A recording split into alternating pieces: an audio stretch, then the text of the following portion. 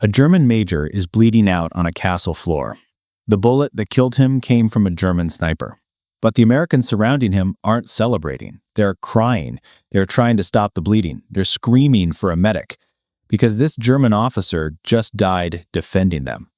And 3 hours ago, they didn't even know his name. This is May 5th, 1945. World War II is officially over. Hitler has been dead for 5 days. But right now, at this exact moment, American GIs are following orders from Wehrmacht officers.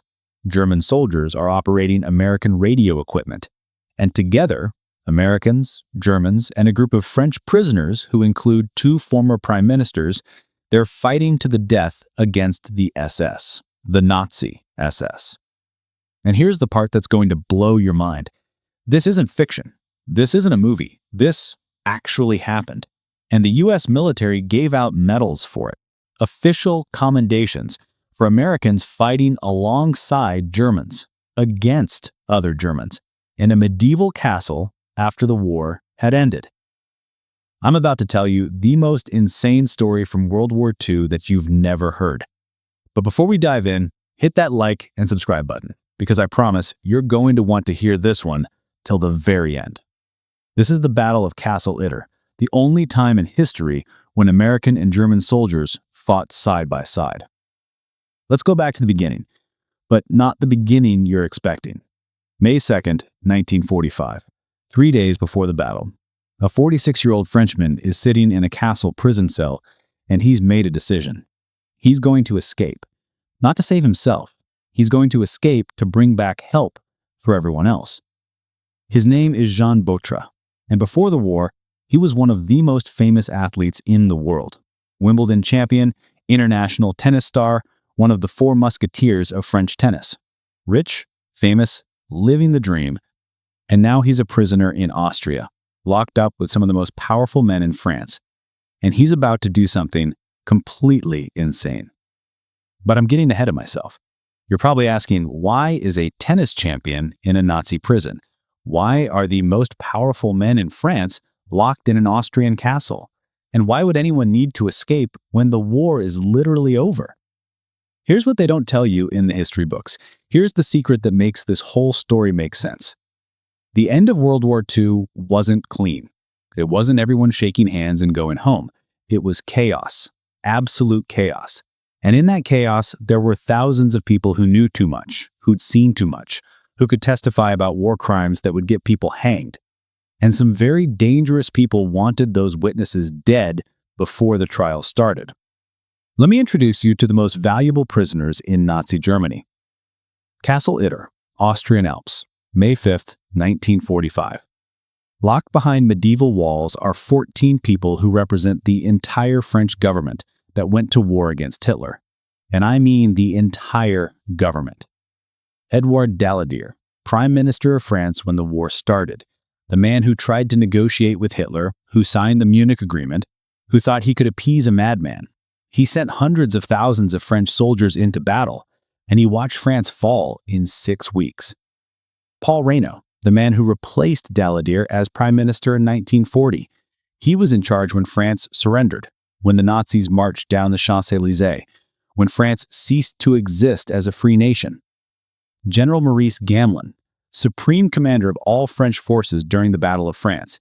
He planned the defense, he gave the orders, and he watched his strategy crumble as German tanks rolled through supposedly impassable terrain. General Maxime Weygand, the legendary World War I hero who replaced Gamelin when everything was already lost. The man who had to tell the French government that the battle was over, that France had been defeated in weeks. And here's where it gets really weird. Marie-Agnes Callot, sister of Charles de Gaulle. Yes, that Charles de Gaulle.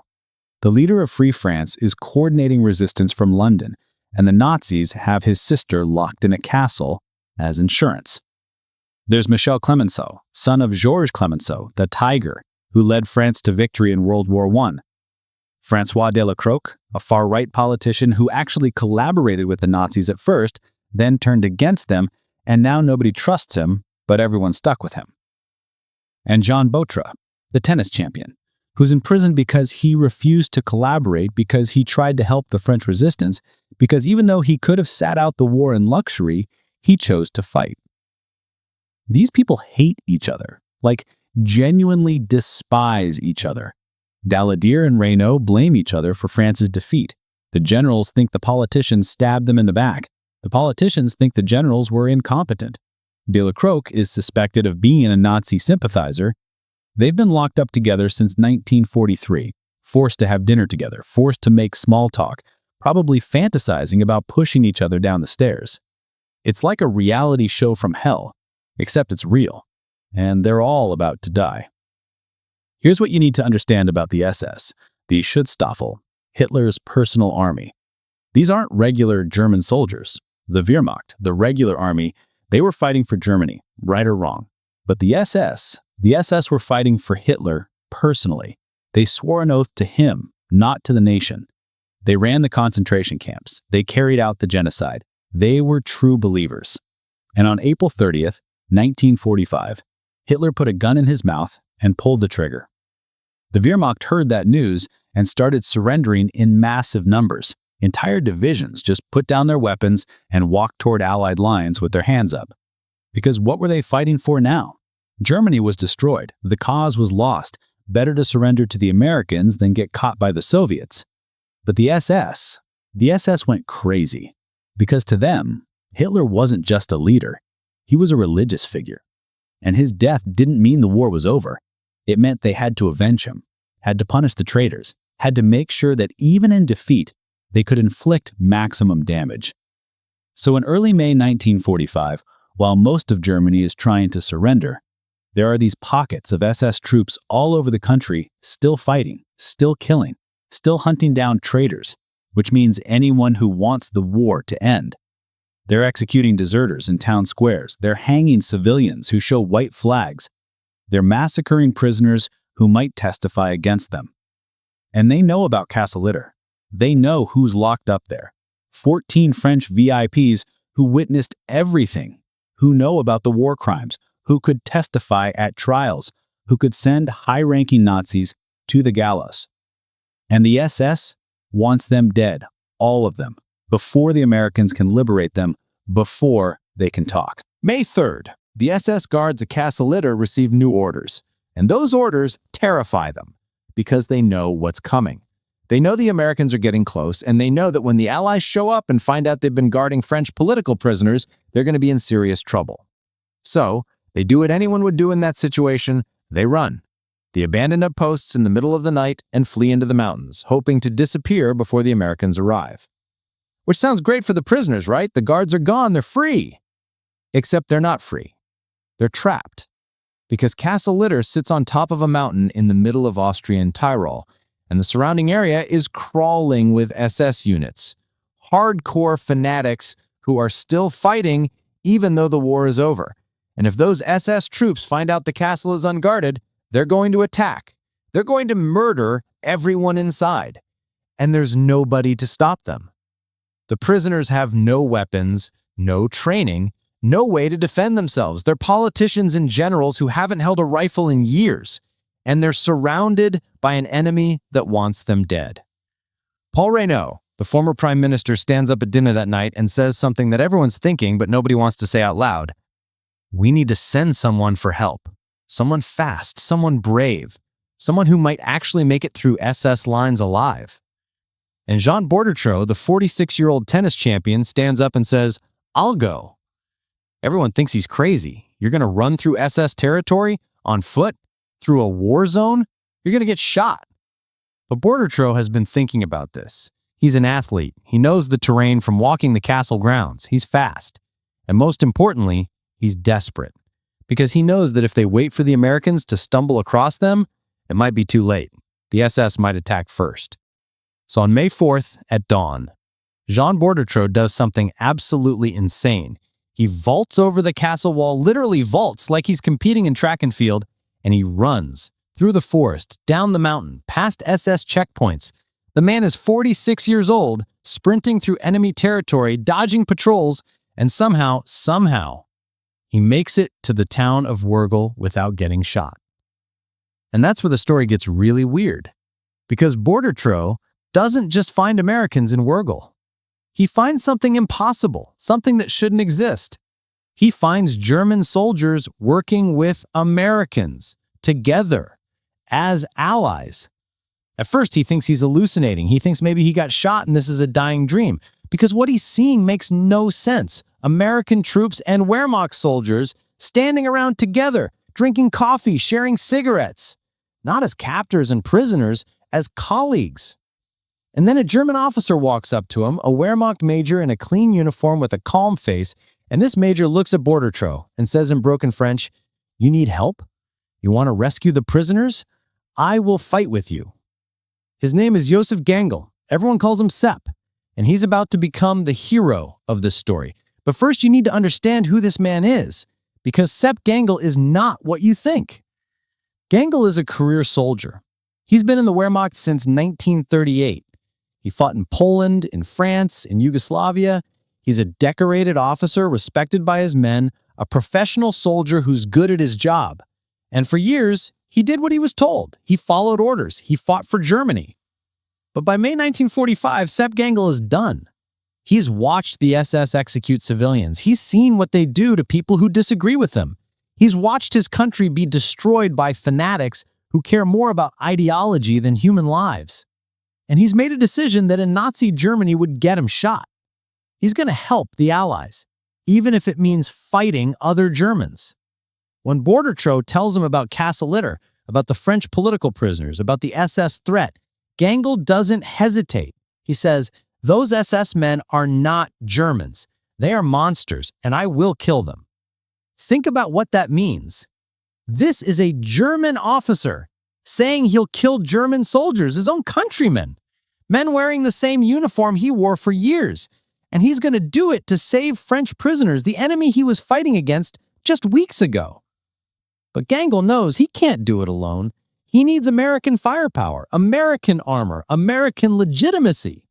So Bordertro takes him to meet the local American commander, Captain John C. Lee Jr., 23rd Tank Battalion. Everyone calls him Jack. He's a tanker, a tough combat veteran who's been fighting across Europe since D-Day. He's seen things that would break most people. And right now, he's supposed to be advancing east, chasing retreating German forces, mopping up the last resistance. But when he hears about Castle Itter, when he hears about 14 French VIPs surrounded by SS troops, and when he sees this German major volunteering to fight alongside Americans against his own people, Jack Lee makes a decision that's going to end up in the history books. He says, "Let's go get them." Now here's where I need you to understand how absolutely insane this is, how unprecedented, how completely impossible this situation should be. Jack Lee is an American officer. He has orders. He has a chain of command. He has a mission. And none of those things include team up with Germans to rescue French prisoners from a medieval castle. If he does this, he's technically disobeying orders. He's risking his career. He's betting his reputation on the word of a German officer he met 5 minutes ago. And Sepp Gangl? He's risking even more, because if this goes wrong, if the Americans decide to betray him, if his own men decide he's a traitor, he's dead. The SS will execute him, the Wehrmacht will court-martial him, even the Americans might shoot him. He's betting his life that Jack Lee is a man of honor. And somehow, impossibly, they decide to trust each other. Lee assembles his men. He's got about 14 American soldiers. And he's got his Sherman tank, an M4 Sherman named Besotten Jenny. It's been through hell, battle damage, makeshift repairs, but it runs, and it's got a working main gun, and that's what matters. And Gangl brings 10 Wehrmacht soldiers, men who've been following him for years, men who trust him enough to fight their own countrymen. They're scared, they're confused, but they're willing. And on the afternoon of May 4th, 1945, this impossible convoy starts rolling toward Castle Itter. Picture this scene, because I want you to really visualize what people are seeing. An American Sherman tank is driving through Austrian villages, but it's not flying just the American flag. There are improvised German flags on it too. Inside the tank, American crew. Behind the tank, a truck full of American soldiers. And marching alongside them, in formation, German Wehrmacht troops, with their rifles, with their uniforms, working together. Civilians come out of their houses and just stare. Old women cross themselves, kids point, men take off their hats, not sure whether to salute or run, because this is something that simply should not exist. This violates every rule of war, every expectation, every piece of propaganda they've been fed for 6 years. The Americans are watching the Germans, hands never far from their weapons, wondering if this is a trap, wondering if at any moment these Wehrmacht soldiers are going to turn on them. The Germans are watching the Americans, terrified that they've made a mistake, that this is some elaborate scheme to capture them, that they're about to be shot in the back. And Jack Lee and Sepp Gang are at the front of the convoy, side by side, neither one speaking the other's language well, both of them betting everything on a trust that shouldn't be possible. They drive for hours through SS territory, past burned-out vehicles, past bodies hanging from trees, deserters executed by fanatics, past the ruins of a war that's technically over but refuses to end. And every mile, everyone in that convoy is thinking the same thing. This is insane. This cannot work, but we're doing it anyway. They reach Castle Itter just as the sun is setting. The medieval fortress sits on top of a hill, stone walls glowing in the evening light, and from the windows, the French prisoners are watching this impossible convoy approach. Imagine what they're seeing. Imagine what's going through their minds. They sent a tennis player out yesterday morning hoping he'd bring back American troops, and he's bringing back Americans and Germans, fighting together, working together. The people who've been their captors for years are now their liberators. Edouard Dallier, the former prime minister, watches the Sherman tank roll up to the castle gate with both American and German flags, and he turns to Paul Renault and says, "Have we gone mad? Or has the world?" And Renault says, "Does it matter? If madness is what saves us, I'll take it." Jack Lee climbs out of the Sherman tank and surveys the castle, and immediately he knows they're in trouble. Castle Itter was built in 1241 to defend against medieval warfare. Arrows, swords, maybe catapults. It was not designed to withstand 20th century weapons. The walls are stone, but they're not thick enough to stop artillery.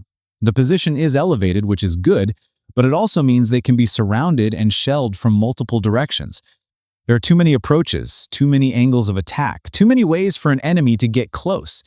And the intelligence reports say there are over 100 SS troops in the area, probably more. Waffen-SS, combat veterans, fanatics who've been fighting on the Eastern Front against the Soviets.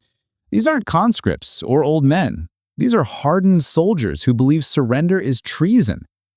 Lee's got maybe 30 people to defend the castle, 14 Americans, 10 Germans, and the French prisoners who haven't fired a weapon in years, if ever. The math doesn't work. They're outnumbered, outgunned, in a defensive position that's more symbolic than practical. And the nearest American reinforcements are miles away. But there's no time to worry about odds, because Lee's radio operator is picking up SS communications. They're coordinating. They're moving. They know the Americans are here, and they're planning an attack. So, Lee and gang start working, together, an American captain and a German major planning a defense, combining their tactical knowledge, figuring out how to make the impossible work. And here's where you see what kind of men these are. Because they don't just give orders, they work. Lee is filling sandbags alongside his men, Gang is setting up machine gun positions with his troops, Americans and Germans are sharing ammunition, setting up defensive firing lanes, turning a medieval castle into a modern fortress as fast as they can. The Sherman tank, Besotten Jenny, is positioned at the castle gate. It's their biggest weapon, and it's pointed down the access road where the SS will have to approach. German soldiers are showing Americans the blind spots in the defenses.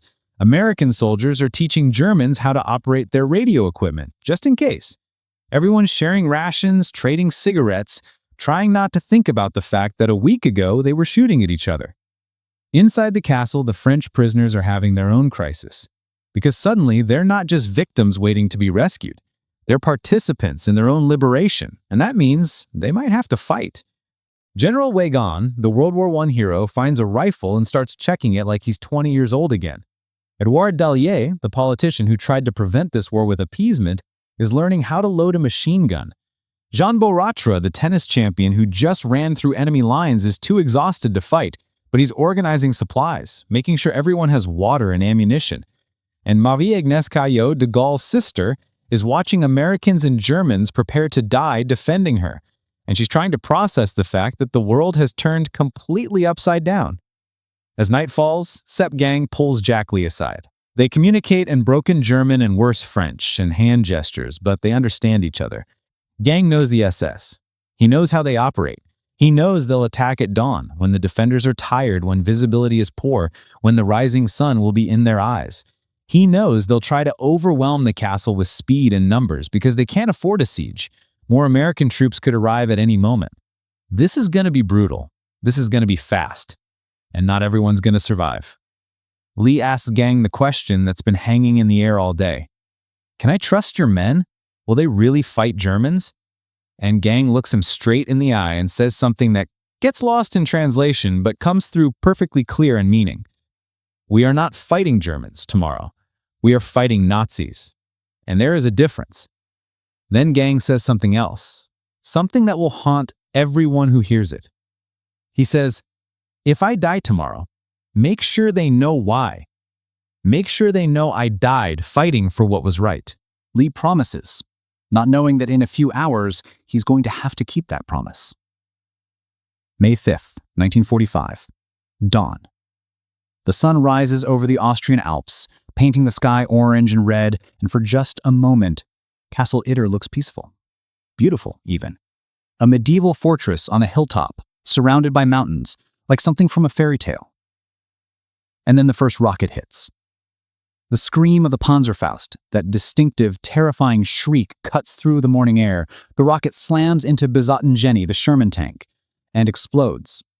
The tank rocks backward, smoke pours from the hatches. The crew is scrambling out, coughing, ears ringing. The tank isn't destroyed, but the main gun is damaged.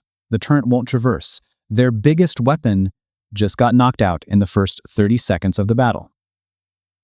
And then the shooting starts.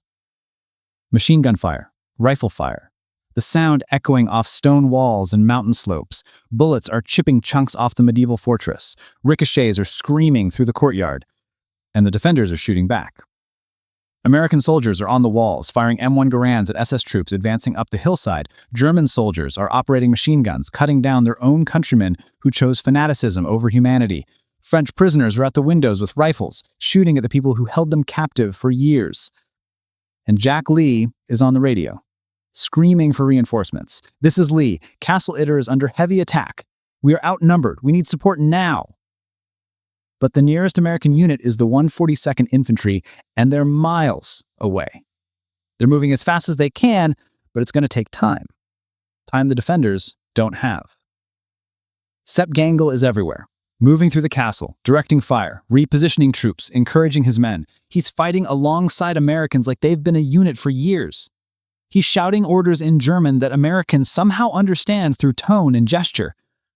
He's proving that leadership transcends language, transcends nationality, transcends everything, except character. The SS is attacking in waves. They hit the castle, get repelled, fall back, regroup, hit again. They're using the terrain for cover, advancing through trees and buildings, trying to get close enough to use grenades or plant explosives. They're professional, coordinated, experienced, and they outnumber the defenders 3 or 4 to 1. On the second floor, Private First Class Bill Rushford, an American kid from the Midwest, is on a machine gun. Next to him is a German soldier whose name nobody knows, feeding ammunition belts, spotting targets. They're working together like a choreographed dance. The German yells links, left, and Rushford pivots the gun. Rushford yells reloading, and the German provides covering fire with his rifle. They're saving each other's lives over and over again, and they met yesterday. Downstairs, an American sergeant and a German corporal are defending the same doorway, backs to each other, covering a different approach. The American drops an SS soldier trying to flank them. The German drops 2 more coming from the opposite direction. They don't speak each other's language, but they don't need to. They understand each other perfectly. In the Great Hall, Edouard Daladier, former Prime Minister of France, the man who signed the Munich Agreement, is firing a rifle at German soldiers. The irony is not lost on him. He tried to prevent this war through diplomacy. He failed. And now, in the last battle of that war, he's fighting alongside Germans against Germans. History is a cruel teacher. The battle rages for an hour, then 2 hours. The defenders are burning through ammunition at an alarming rate. They're rationing shots, making every bullet count. The wounded are being dragged into the castle's interior. The dead, and there are dead, defenders are falling, are being laid out in the wine cellar. And then something happens that changes everything. An SS soldier gets close to the castle walls with a flamethrower. Yes, a flamethrower. They're going to burn the defenders out, turn the medieval stone fortress into an oven. And there's nothing the defenders can do about it because the machine gun positions can't angle down far enough to hit him. Except Gangl sees him from a second-floor window. The SS soldier is setting up, preparing to unleash hell, and Gangl lines up the shot. It's a difficult angle. The man is partially covered, but Gangl is an expert marksman. He's been a soldier for years. He knows how to make this shot. He squeezes the trigger. The SS soldier drops.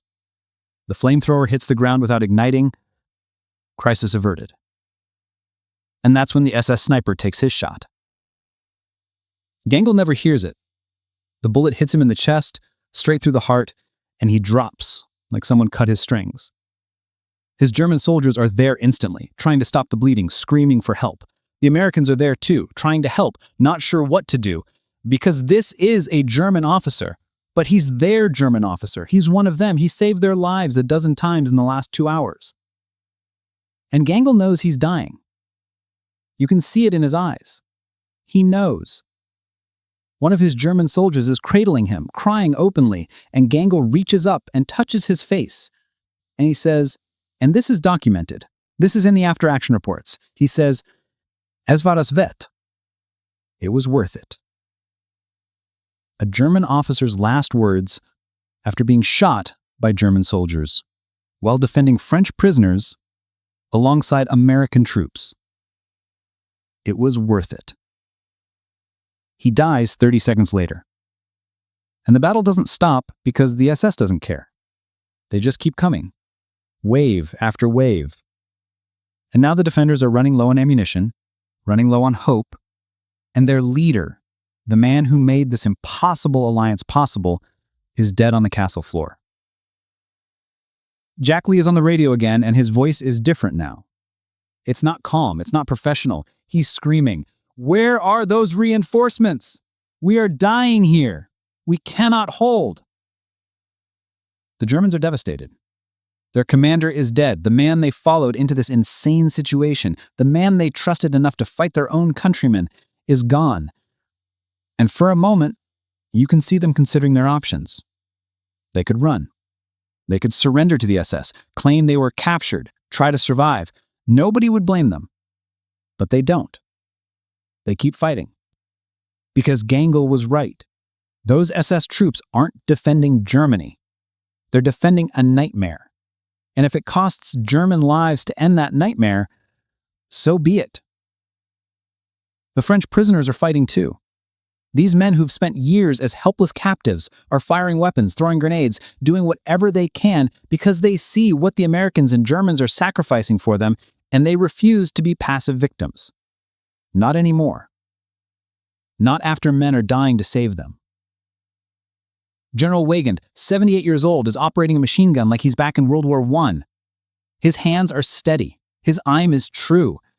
And he's killing SS troops with the kind of cold efficiency that comes from decades of military experience.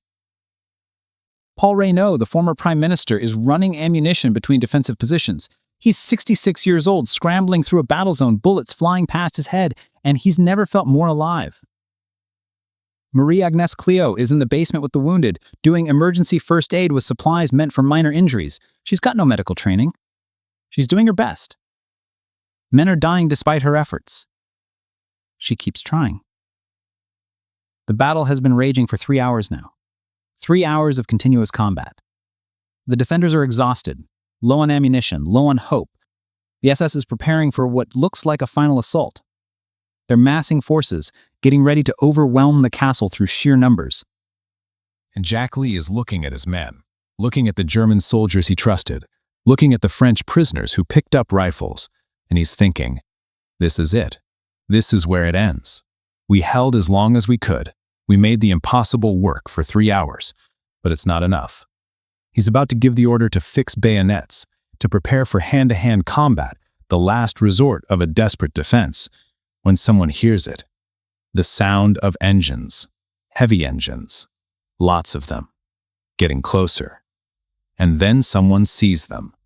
American tanks, American armored vehicles, the 142nd Infantry Regiment of the 36th Infantry Division, coming up the Valley Road, dozens of vehicles, hundreds of troops. The cavalry has arrived. The SS realizes what's happening instantly. They're about to be trapped between the castle defenders and a fresh American force with overwhelming firepower. Some try to surrender, most run. They scatter into the woods, abandoning their positions, fleeing as fast as they can. The 142nd Infantry hits them like a hammer, tanks firing, machine guns cutting down anyone who resists. It's over in minutes. The SS attack dissolves. Some are captured. Most escape into the mountains. But the siege of Castle Itter is over. The defenders can barely believe it. They held. Against impossible odds, they held long enough. Americans and Germans and French prisoners fought together for 3 hours, and they won. But the victory tastes like ashes, because Sepp Gangl is dead. When the 142nd Infantry rolls up to the castle, they see something that will be reported in newspapers and dismissed as exaggeration. They see American soldiers and German soldiers together, covered in soot and blood, embracing, crying, grieving together for a German officer who died defending them. They see French prisoners, former prime ministers and generals, shaking hands with Wehrmacht troops and thanking them for their lives.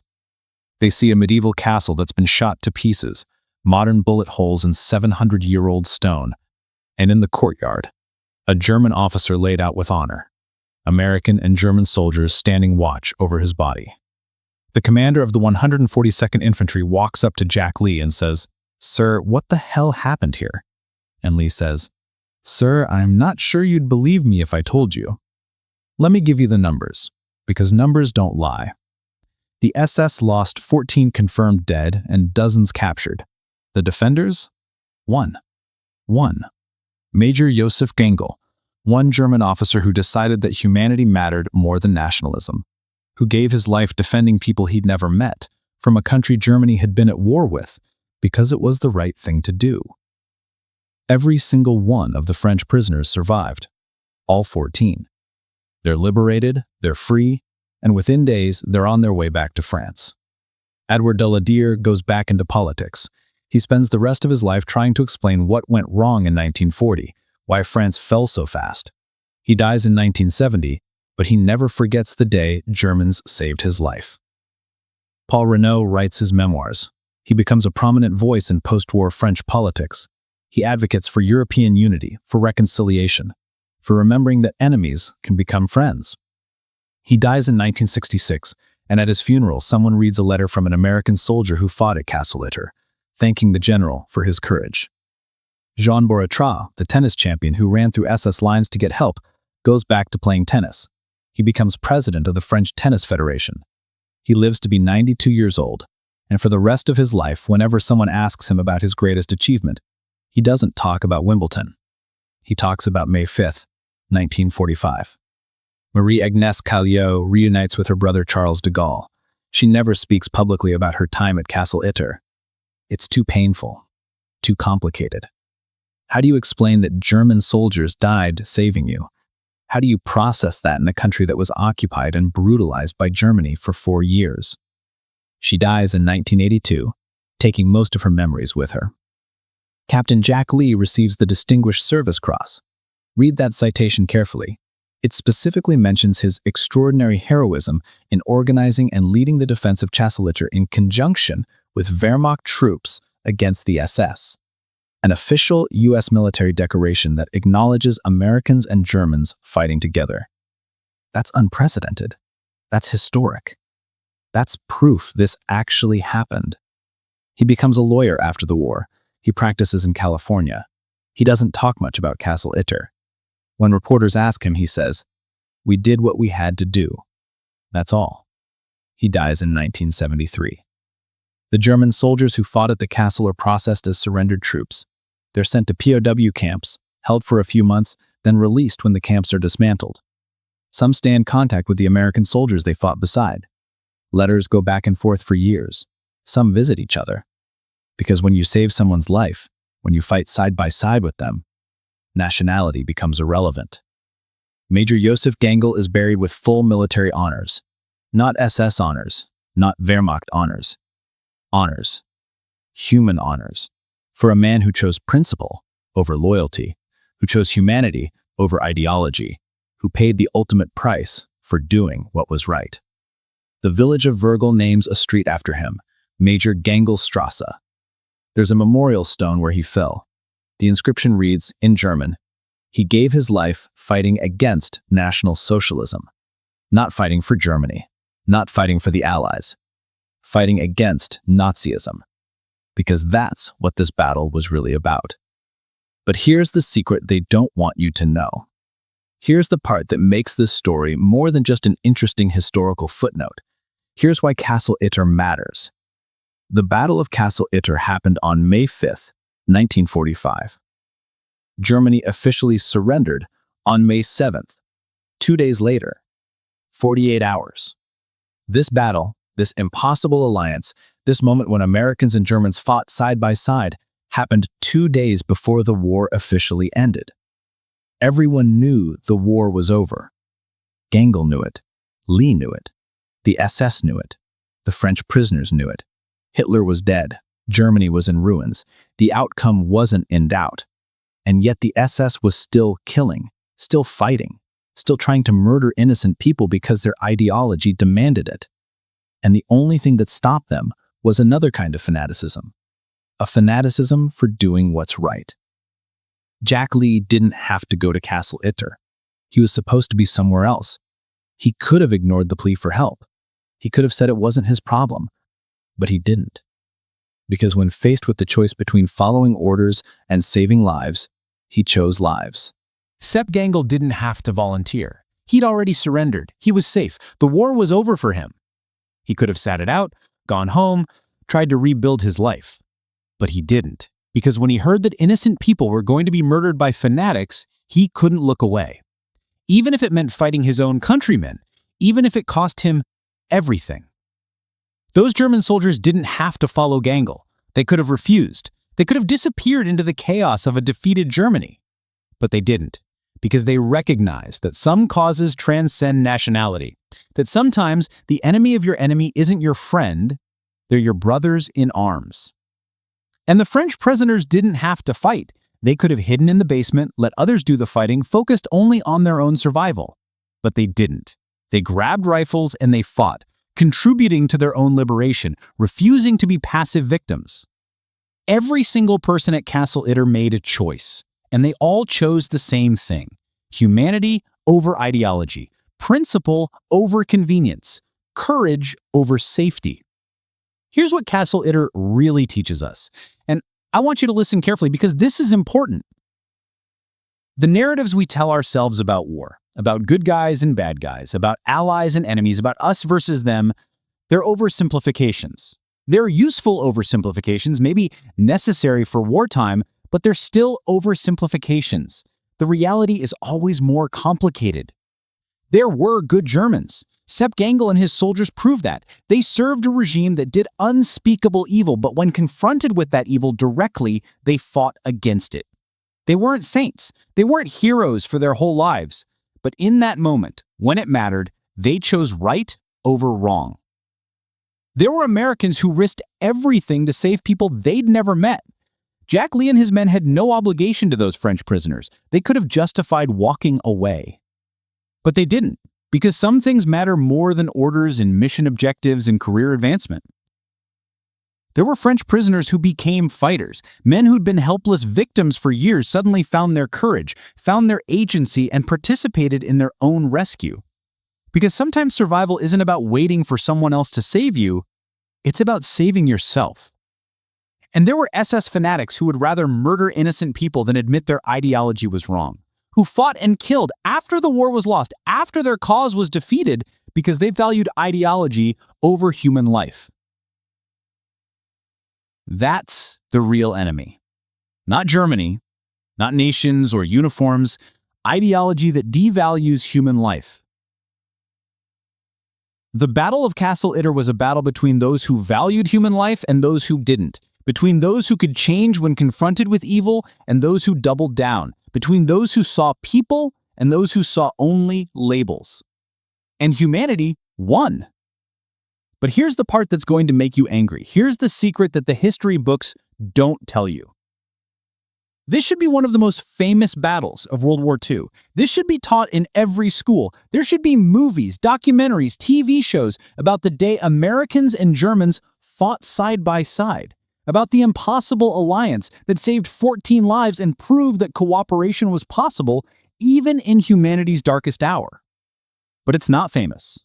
Most people have never heard of it. There's been one book written about it, The Last Battle by Stephen Harding, published in 2013. That's it. One book. No Hollywood movies, no big-budget documentaries.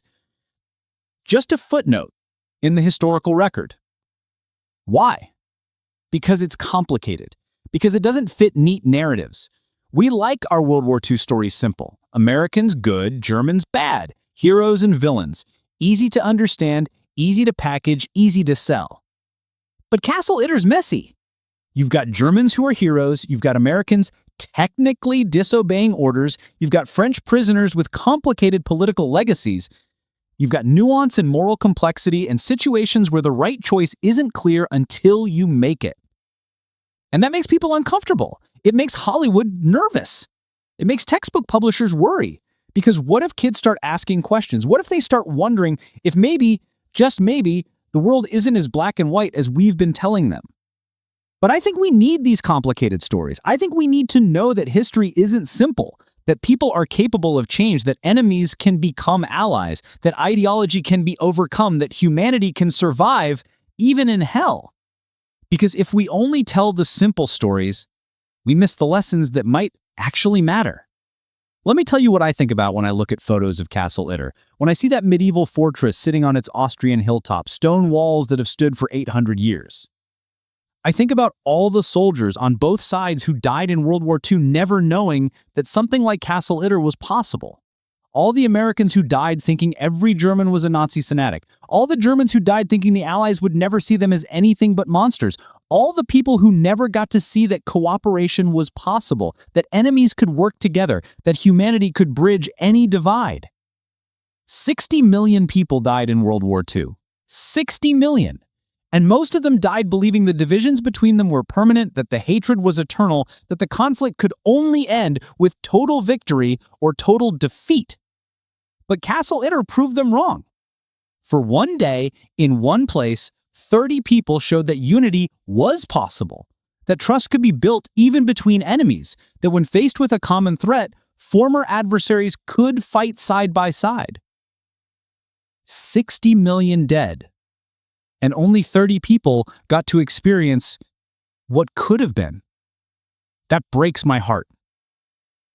Here's what I want you to take away from this story. Here's what matters. Redemption is possible.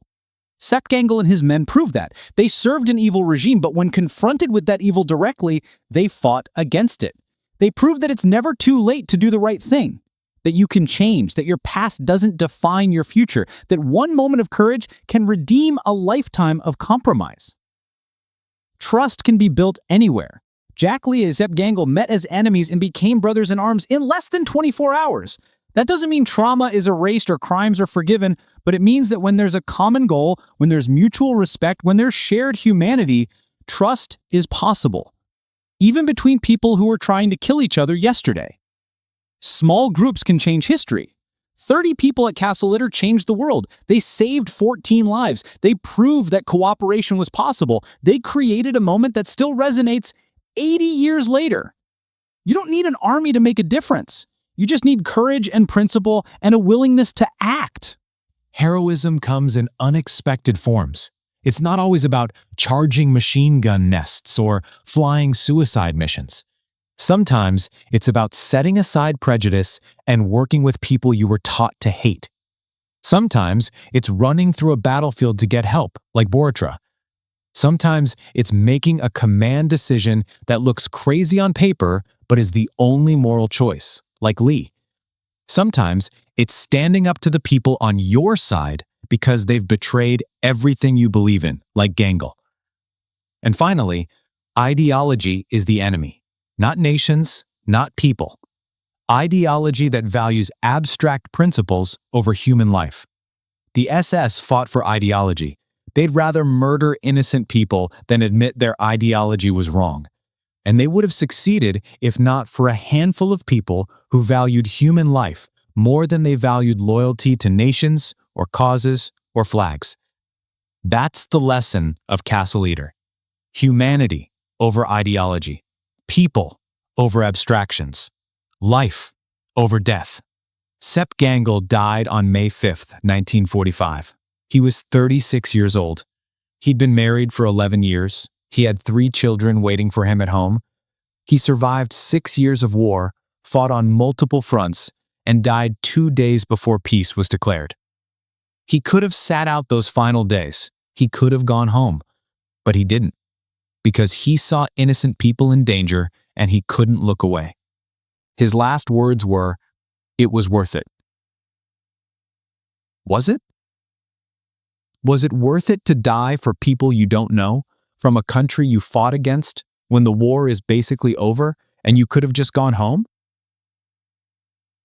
I think Gangl would say yes, because he understood something fundamental, something that transcends nationality and ideology and all the complicated politics of war. He understood that when you have the power to save innocent lives and you choose not to, you lose something essential, something that makes you human. He chose to stay human, and it cost him everything. But because of that choice, 14 people went home to their families. Hundreds of descendants exist today because of what Gangl and Lee and 30 other people did on May 5, 1945. Families that wouldn't exist, lives that wouldn't have been lived, all because a handful of people chose courage over safety. Was it worth it? Ask the grandchildren of the people who survived. Ask the great-grandchildren. Ask all the people who exist because for one day, enemies became brothers. Castle Itter still stands. You can see it if you're ever in Austria. It's a private residence now, not a museum. But the village remembers. There's a plaque. There's the memorial to Gangl. The locals know the story. And every year, on May 5th, some of them gather at the castle. Not an official ceremony, just people who remember, who understand what happened there, who know that for one day in one place, the impossible became real. Because that's what Castle Itter really is. It's proof. Proof that the divisions we think are permanent can be overcome. Proof that enemies can become allies. Proof that humanity can survive even in the darkest times. Proof that one moment of courage can change everything. We need that proof, now more than ever. We live in a world of division, of us versus them thinking, of people being judged by labels instead of actions.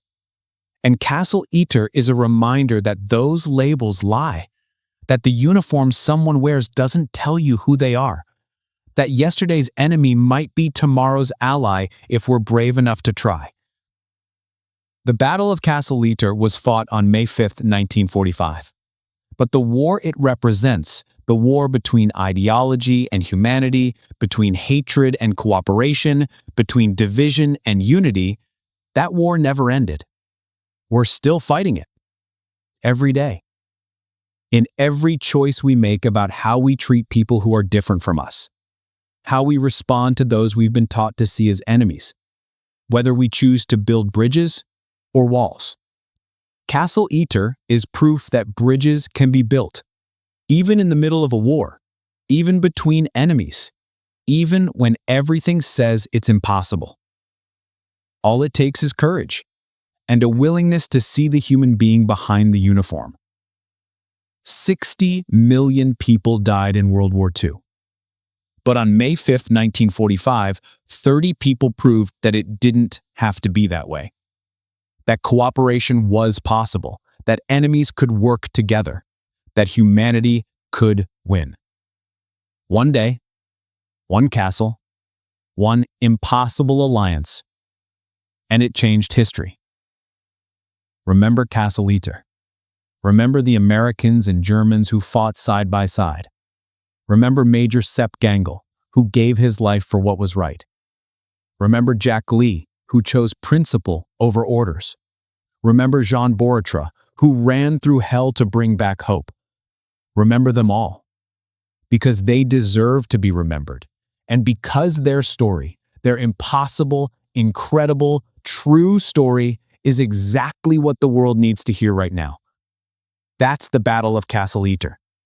That's the day enemies became heroes. That's proof that even in humanity's darkest hour, light can shine through. If you made it this far, thank you. Hit that like button, subscribe, and share this story. Because a story this powerful, this important, this true, it deserves to be known. This is history they didn't teach you in school. This is the truth that's stranger than fiction. This is Castle Itter. And it actually happened.